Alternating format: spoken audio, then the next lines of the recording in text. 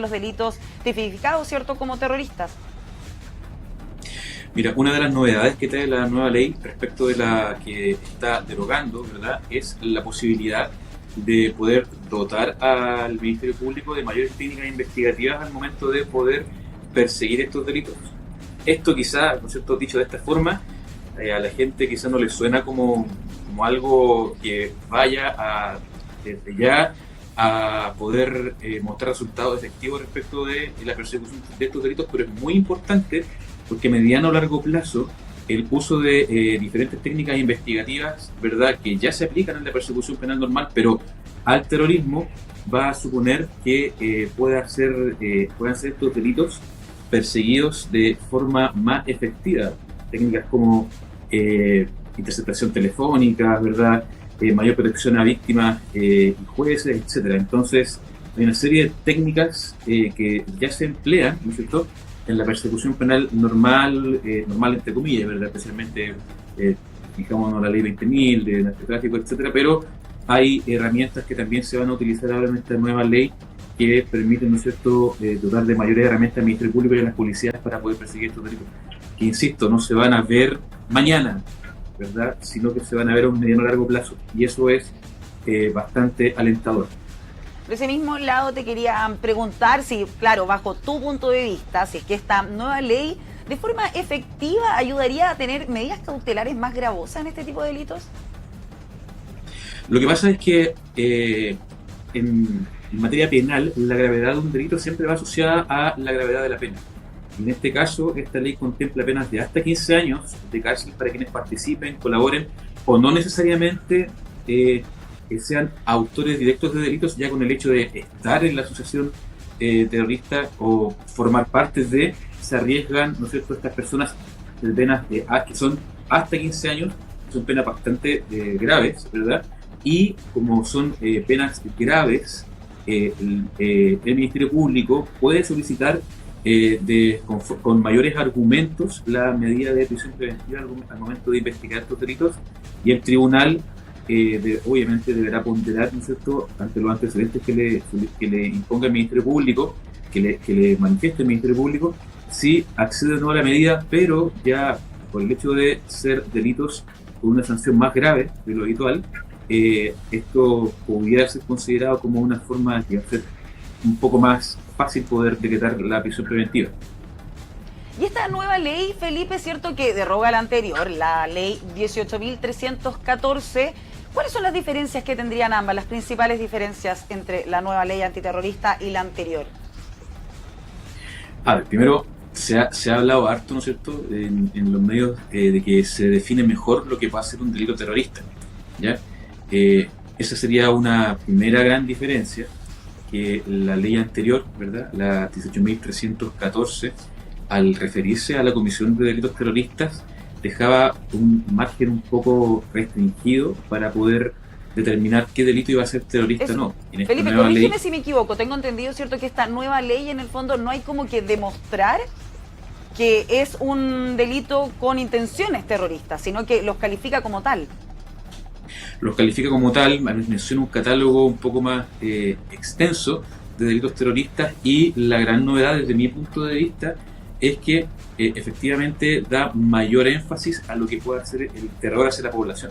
No necesariamente ahora un delito terrorista es un delito que está orientado específicamente a obtener una decisión de la autoridad o a revertir una decisión de la autoridad o a amedrentar a algún grupo en particular, sino basta con el mero hecho de poder inducir ya terror en la población, y es una de las novedades que presenta este proyecto en su artículo 6.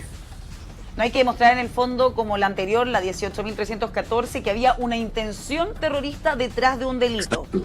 Ya Esto con que que... le decimos nosotros, este dolo terrorista, ya Exacto. no es necesario, en el sentido de que efectivamente son, por el hecho de realizar los actos que menciona la ley, se entiende que la persona automáticamente cae en la categoría de delito terrorista. Ya es un acto terrorista en el fondo, por más que no haya habido como una intención o una planificación al ya infundar cierto terror en la población. Más allá de que no haya existido la intención si tú, por ejemplo, ves el catálogo de delitos, es evidente que alguien que realiza, por ejemplo, pone bombas o artefactos explosivos, ¿verdad?, en determinado lugar o atenta contra una determinada autoridad, ¿verdad?, en particular, efectivamente esa persona no puede decir, es que yo no sabía o yo lo hice, pero nunca se me pasó por la cabeza que podía ser algo terrorista. Ahora quien realice este tipo de actos automáticamente sabe lo que se enfrenta, porque se entiende que está en conocimiento pleno de la gravedad de los actos que comete. Que es un acto terrorista en el fondo más allá de la motivación detrás. Exacto. Otro avance, si se puede ver respecto de la ley anterior, en razón de lo mismo, es que se recoge este fenómeno de los lobos solitarios. Exacto. ¿Verdad? Ya tienen que ser parte en el fondo de una organización.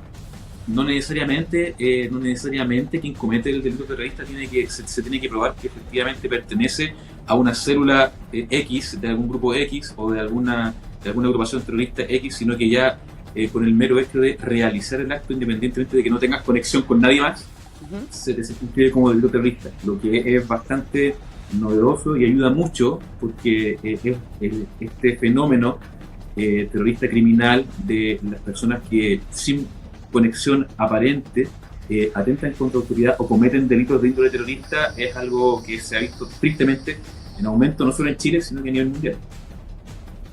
Felipe, y por otro lado, cierto, cuando se aprobó esta nueva ley antiterrorista, uno de los mecanismos más técnicos, cierto, era este llamado IMSI Catcher. Es una de las novedades que trae esta nueva ley. Si nos puedes explicar un poco en qué consiste este mecanismo. Ya, a ver, este Porque mecanismo fue bastante polémico cuando se aprobaba, muchos no votaron a favor precisamente por que incluía este mecanismo. Ya, genera discordia, obviamente porque no fue muy claro durante la tramitación qué tipos de derechos, ¿no es cierto?, se podrían vulnerar a través de esto. Recordemos que esta ley, o al discutir esta ley así, específicamente esta parte del proyecto, ¿verdad?, no dejaba claro en su momento qué medios se podían intervenir para poder perseguir a personas, y quedaba como un poquito abierto el tema de si se podían acceder casi de oficio a la interceptación de comunicaciones de una persona. Entonces, básicamente, se homologan con técnicas investigativas similares a las ocupadas por la ley 20.000 respecto de requerir judicialmente, ¿no es cierto?, la intervención o la solicitud previa de intervención de determinados aparatos o comunicaciones, pero supeditado básicamente a lo que se considera y se va a considerar como delitos terroristas en sí. Entonces, si lo quieres ver de otra manera, es una forma de sacrificar algo para obtener, ¿no es cierto?, una persecución o una persecución efectiva respecto de el atentado a bienes jurídicos que son, de hecho, bastante relevantes. Porque este mecanismo, ¿cierto?, el IMSI Catcher, funciona como una antena de celular, interviene celulares como en un rango.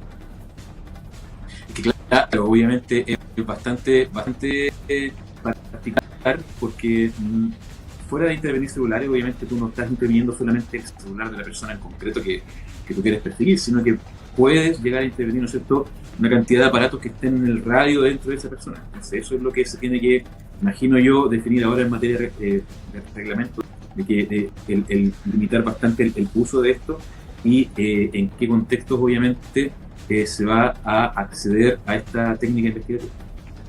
¿Y cuáles son las conversaciones que quizás deberíamos evitar o que podrían llamar la atención, ¿cierto?, o la precaución de los organismos que estén pendientes de esto?